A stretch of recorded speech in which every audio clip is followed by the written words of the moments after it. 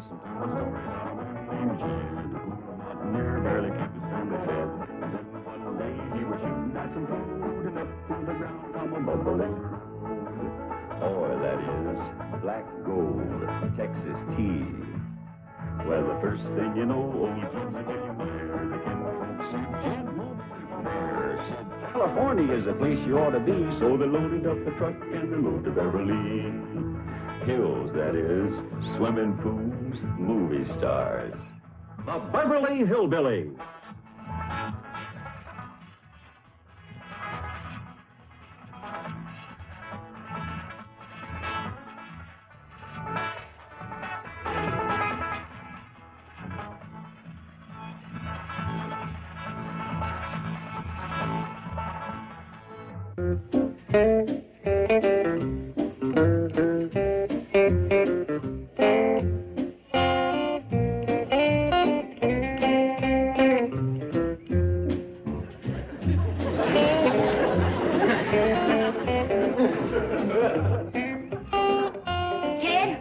Look at this.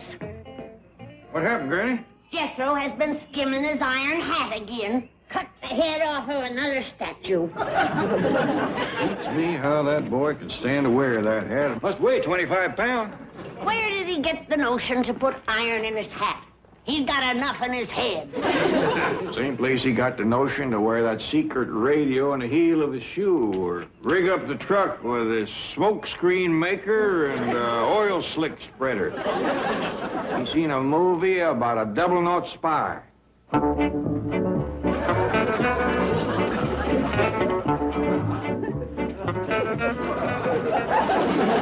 Phew. Rascal sure presses on a feller's brain. Hi, Granny. I like my spy coat. Doggone my secret radio. Every time I step down on it, the blasted thing commences playing. Why don't you take the darn fool thing out of your shoe? Hey, that sounds like a pretty good idea. It does make it hard to shadow other spies. Let's see. Where's a good place for it? Well, why don't you put it in your hat? Yeah. And I'll tell you another thing you can do, Double Knot. What's that? You can stop skimming that iron hat.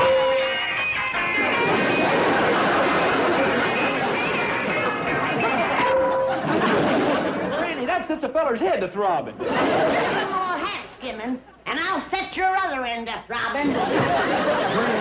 Now, you get your Uncle Jed down to the bank. Ain't you coming? No, I ain't.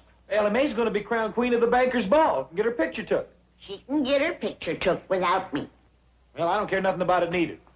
I got a date to do some double-knot spying with Miss Slocum. Who's Miss Slocum? Well, she's the girl Ellie beat in the beauty contest. She works down to Mr. Cushing's bank. Well, you get your Uncle Jed down to Mr. Drysdale's bank. And don't eject them into no tree while doing it. Yes, ma'am. Howdy. Howdy, Pa. How do you like my queen get-up? Ain't that pretty? Mr. Clampett, you're just in time to have your picture taken with the queen of the banker's ball. Oh, no, thank you. I'd like to get one, Mr. Clampett. Come on, Pa. Well, if you're sure it won't bust your camera. That's it. Very nice. Now, on the count of 3. 1, 2... That's it. What happened to 3? My finger slipped. Thanks, everybody. Bye. Now, wait a minute. I want some shots of me for the front page of the banker's journal. Well, Ellie, Jethro's waiting downstairs on his spy car. You best get changed. Oh, Mr. Clampett, Ellie Mae's duties are just beginning. She's going to reign over the Bankers Association luncheon today. Well, doggy. Mr. Drysdale is master of ceremonies, and you're invited too, of course. Oh, no, today is Groundhog Day.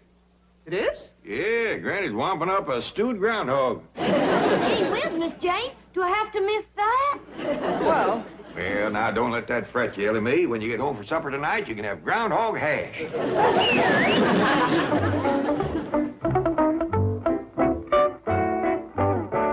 We were robbed, Miss Slocum. You should have won that beauty contest. But, Mr. Cushing, Ellie Mae Clampett is... Ellie Mae Clampett.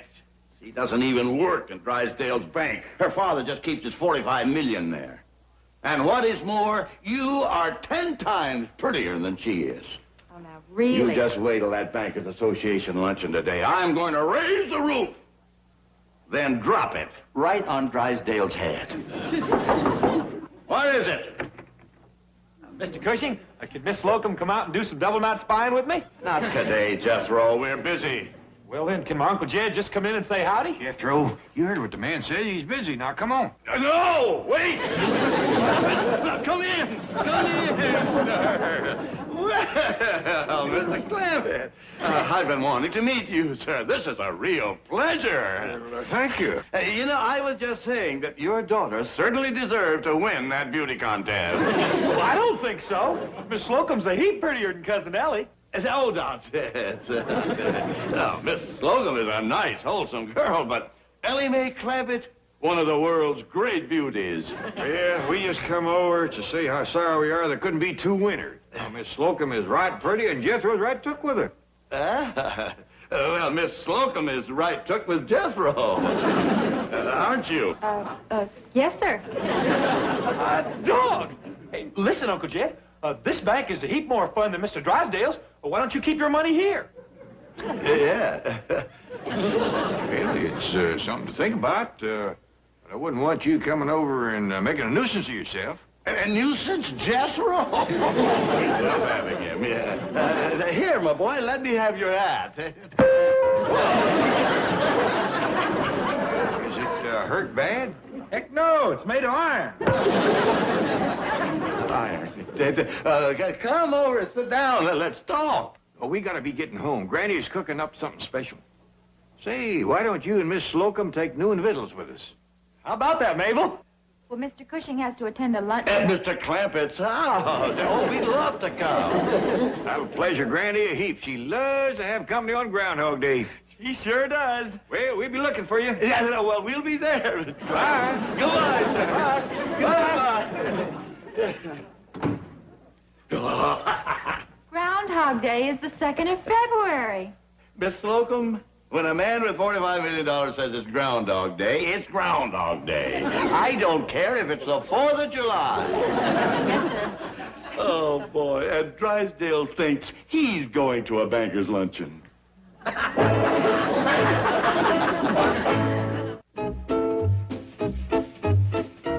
And now, ladies and gentlemen, I have the honor to present our beautiful queen, Her Royal Highness, Miss Ellie Mae Clampett.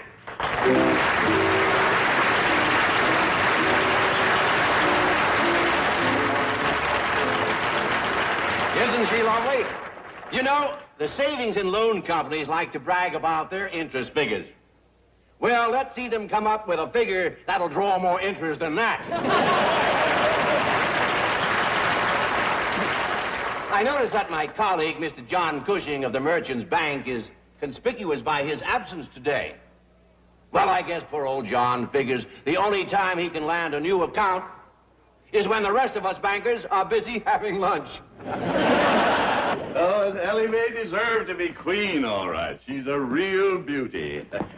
And now that I have met you, I see where she got it. Oh, Mr. Cushing. No, it's true.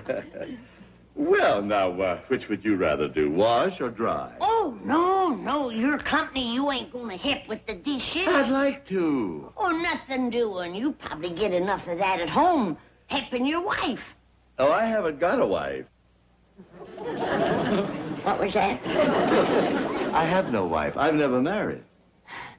What would you rather do, wash or dry? Granny, you ain't fixing to let Mr. Cushing wash the dishes, are you? Oh, I don't mind. It's all right, Jed. What, ain't nothing of the kind. Mr. Cushing is company.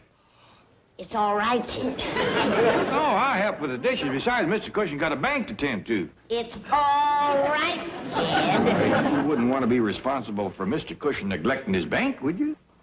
It's all right, Jed. I assure you, sir, I am not neglecting my bank. See, Mr. Cushing don't get a chance to wash dishes at home. He ain't married. He ain't got no wife. He's single. Well, I just remembered something that needs doing outside. Mr. Clampett, you know, it would please me very much if you and your lovely family would be my guests for dinner tonight. Well, that's very nice of you, but Granny is figuring on wamping up some special hash at Ellie's Well, now, couldn't the hash wait, Granny? Well, that's strictly up to Jed. Well, Mr. Clampett, may I take your family out to dinner tonight? Well, And it's all settled. What time? how about 7 o'clock? Dandy! Yeah, I got a few yachts. Yeah. That's a show business expression, Fred. Fellas like Hope and Benny and myself say that when we get big laughs. Come in. I came by to pay off our bet, but your secretary's gone. Oh, yeah, she's out driving the Queen around. Talk to you later, Fred. The loser just walked in. Well, John, we certainly miss you at the luncheon today. Your office said you're out working on a new account. That's right. Oh, I made a few jokes about it at the luncheon, but in all sincerity, good luck. I hope you'll land it. Well, thank you, Milburn. I'm going to do my best. Here's your check. Well, now that's all over, I'll tell you something. I gave you a little low shot there because Ellie doesn't really work for me. But you know the saying, all that's fair in love, war, and banking. I never heard that. Who said it? I did. And it's a good one to remember when you're up against the champ. Oh, probably another of my fans going. How about dinner tonight? I can't. I'll be out hustling a new account. Good for you. A big one? The biggest. Nah, it couldn't be. Oh, Harry. Oh, yes, I got a few yachts. Yacht, that's a show business expression, Harry. Fellas like Red Skelton and myself say that when we get big laughs. Well, Jed, what about it? You gonna put your money in Mr. Cushing's bank? I'm studying on it, Granny. What's they to study on? Well, I can't just take my money out of Mr. Drysdale's bank without a good reason. I'll give you plenty of reasons. Has Mr. Drysdale ever took us out like Mr. Cushing done last night? Has Mr. Drysdale ever brung me a orchid? Has Mr. Drysdale ever danced with me like Mr. Cushing done? Well, no, Granny, but Mr. Drysdale's got a wife. Mr. Cushing's a single man. There's the best reason of all. Looky who's here to see you. Good morning. Good morning. I hope you'll forgive my barging in like this, Mr. Clampett. Well, no, glad to see you. Sit down. No. I just happened to see these American beauties in the florist's window. And they reminded me of the roses in your cheeks. Oh, Mr. Cushing. John. Mr. Cushing brung me a box of candy. I'm going to share it with Cousin Bessie.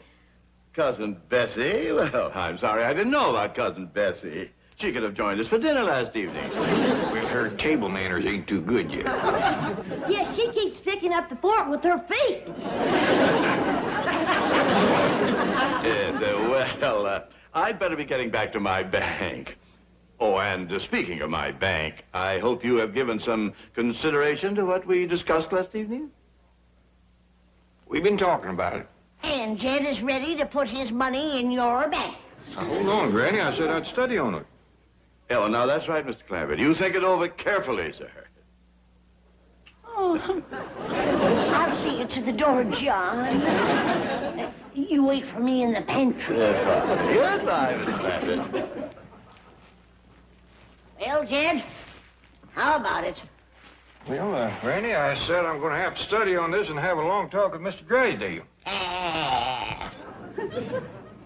Jed, ain't you always told me that part of that money was mine? That's right, 1/4. 1/4? 25 cents out of all of them millions? I mean 1/4 all I got. Well, here comes Jethro. You have him cipher it out.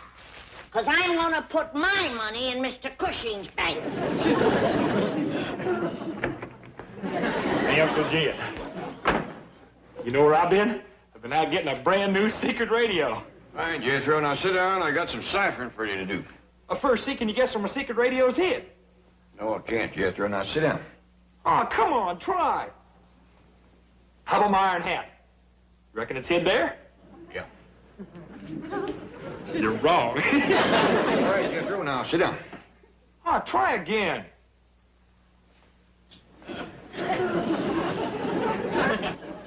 It's in your pocket. Which one? One with your hand in it.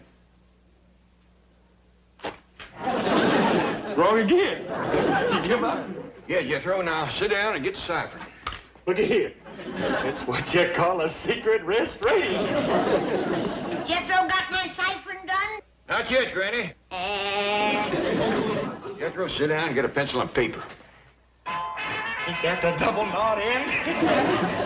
I bet you I'm the only spy in the whole world that's got a radio like this.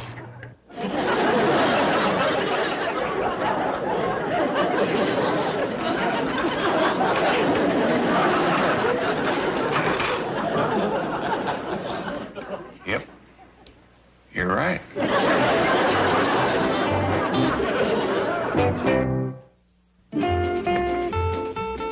Out of my way. Out of my way. Where are you going? I'm going to Mr. Drysdale's bank to get my money. Now stand clear. Jethro ain't gonna like you driving his spy car. What Jethro don't like, he can't lump.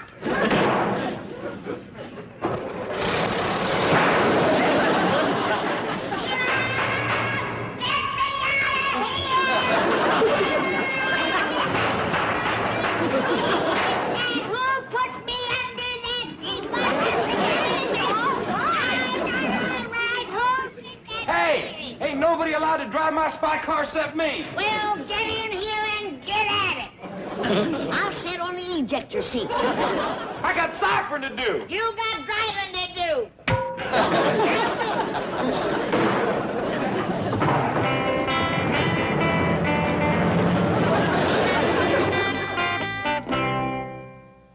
You want what? I want my share of Jed's money. Jethro said it's somewheres around $11 million. Now, what in the world would you do with $11 million? That's for me to know, and you to find out. Now let's have it. In here? In here. Granny, have you been at your rheumatism medicine again? No, I ain't. Get your finger out of my face and commence giving me my money. Oh, well, all right.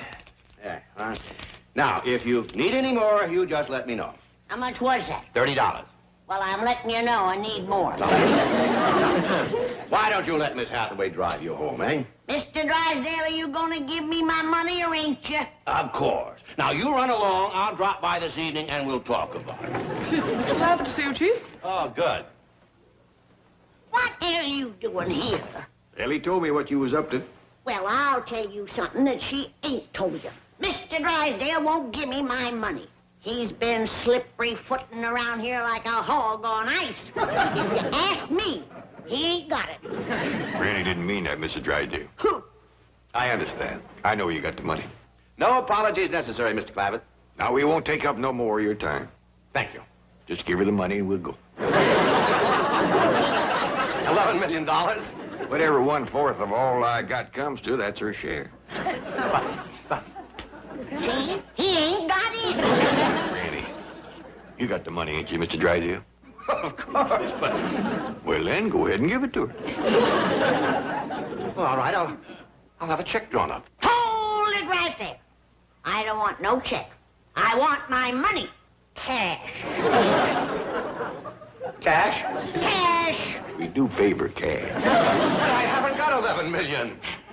You see, I told you, he spent it. He ain't got it. If you ask me, you've been slicker, Jed. Now, Granny, how much have you got, Mr. Drysdale?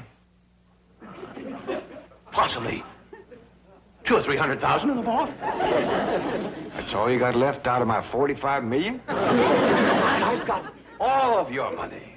Well, where is it? Well, it's invested. Stocks, bonds, loans, primary, secondary securities. That's slicker talk of I ever heard it. Mr. Drysdale, you always told me I had $45 million in cash. Well, you have, but it's not cash. Like I said, it's invested. I've got it spread out all over the country.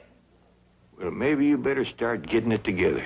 It would ease my mind considerable to see it. Great Scott, man. It would take weeks and weeks and weeks to get $45 million in cash. You don't understand. See, Mr. Cushing? Told you they was here. They used to have a double-knot spy working for you, don't it? Indeed it does. John, Mr. Drysdale won't give us our money. Really? Well, we'll see about that. You're behind this, Cushing, you pirate. Control yourself, Milburn. To quote the champ, all is fair in love, war, and banking. Now let's get busy and transfer that account, shall we? Oh, it was beautiful, Harry. Beautiful. I left Drysdale on the field of battle a broken man. Come in. Howdy. Oh, I'll talk to you later. Howdy, John. Howdy, Mr. Cushing. Well, hello, hello. Come in, come in. Welcome, welcome. Well, what can I do for you? Did you get our $45 million from Mr. Drysdale? Every cent of it. It's all safe and sound right in the merchant's bank. Well, that's dandy. We'd like to see it. In cash. But I haven't got it. Well, Granny? Dogged if he didn't go through it quicker than Mr. Drysdale. I think we'd be better off back with him. Wait, come back. Let me explain. No, you see, it's all invested. I have it in stocks and bonds.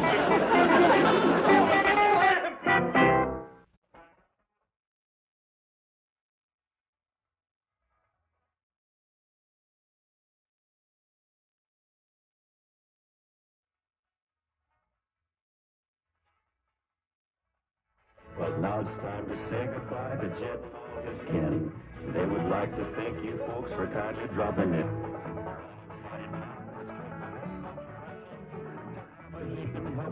Their hospitality, hillbilly that is. Set us well. Take your shoes off. Y'all come back now. This has been a Filmways presentation. Well, and listen to the story about a man named Jan, who mountaineer barely kept his family fed. Then one day he was shooting at some food, and up through the ground come a bubbling or that is black gold, Texas tea. Well, the first thing you know, old Jonesy William Blair, the kinfolk said, Jan, move from there. Said, California is a place you ought to be, so they loaded up the truck and they moved to Beverly Hills, that is, swimming pools, movie stars. The Beverly Hillbillies.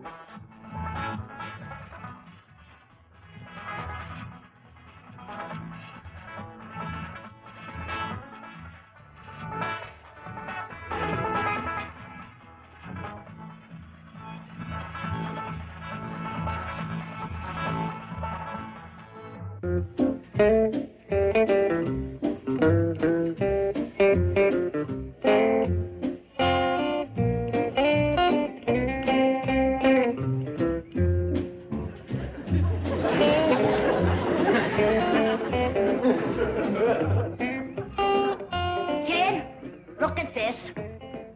What happened, Granny? Jethro has been skimming his iron hat again. Cut the head off of another statue. Beats me how that boy could stand to wear that hat. It must weigh 25 pounds. Where did he get the notion to put iron in his hat? He's got enough in his head. Same place he got the notion to wear that secret radio on the heel of his shoe, or rig up the truck with a smoke screen maker and oil slick spreader. He seen a movie about a double-note spy.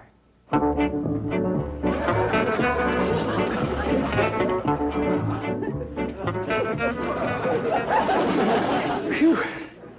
Rascal sure presses on a feller's brain. Hi, Granny. I like my spy coat. Doggone my secret radio.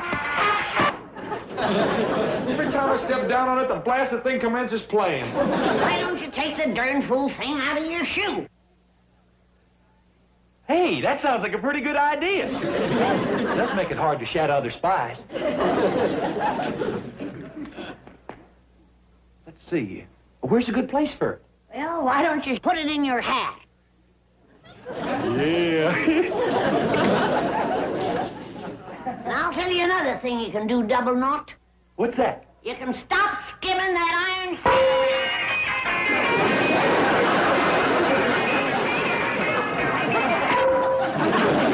Randy, that sets a feller's head to throbbing. A little more hat skimming, and I'll set your other end to throbbing. Now, you get your Uncle Jed down to the bank. Ain't you coming? No, I ain't. Ellie Mae's going to be crowned queen of the bankers' ball and get her picture took. She can get her picture took without me. Well, I don't care nothing about it neither. I got a date to do some double knot spying with Miss Slocum. Who's Miss Slocum? Well, she's the girl Ellie beat in the beauty contest. She works down to Mr. Cushing's bank. Well, you get your Uncle Jed down to Mr. Drysdale's bank. And don't eject them into no tree while doing it. Yes, sir. Howdy.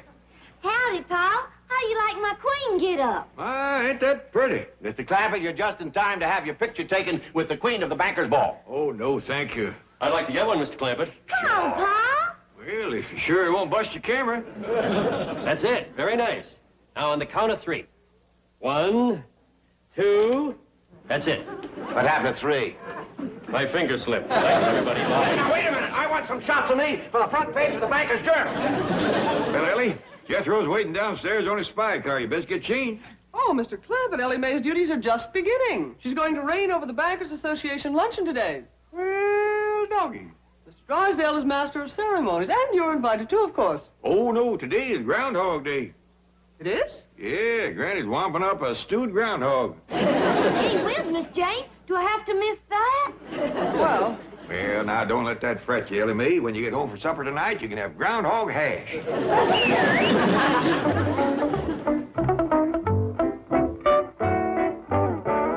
You were robbed, Miss Slocum. You should have won that beauty contest. But, Mr. Cushing, Ellie Mae Clampett is... Ellie Mae Clampett. She doesn't even work in Drysdale's bank. Her father just keeps his 45 million there. And what is more, you are 10 times prettier than she is. Oh, now, really? You just wait till that Bankers Association luncheon today. I'm going to raise the roof, then drop it right on Drysdale's head. What is it? Mr. Cushing, could Miss Slocum come out and do some double knot spying with me? Not today, Jethro. We're busy. Well, then, can my Uncle Jed just come in and say howdy? Jethro, you heard what the man said. He's busy. Now, come on. No, wait! Now, come in. Come in, sir. Well, Mr. Clampett, I've been wanting to meet you, sir. This is a real pleasure. Thank you. You know, I was just saying that your daughter certainly deserved to win that beauty contest. Well, I don't think so. Miss Slocum's a heap prettier than Cousin Ellie. Oh, nonsense. No, Miss Slocum is a nice, wholesome girl, but Ellie Mae Clampett, one of the world's great beauties. Yeah, we just come over to say how sorry we are there couldn't be two winners. Now, Miss Slocum is right pretty, and Jethro's right took with her. Well, Miss Slocum is right took with Jethro. Aren't you? Yes, sir. Dog! Hey, listen, Uncle Jed. This bank is a heap more fun than Mr. Drysdale's. Well, why don't you keep your money here? Yeah. Well, it's something to think about. But I wouldn't want you coming over and making a nuisance of yourself. A nuisance, Jethro? Love having him, yeah. Here, my boy, let me have your hat. Is it hurt bad? Heck no, it's made of iron. Iron. Come over and sit down and let's talk. Oh, we gotta be getting home.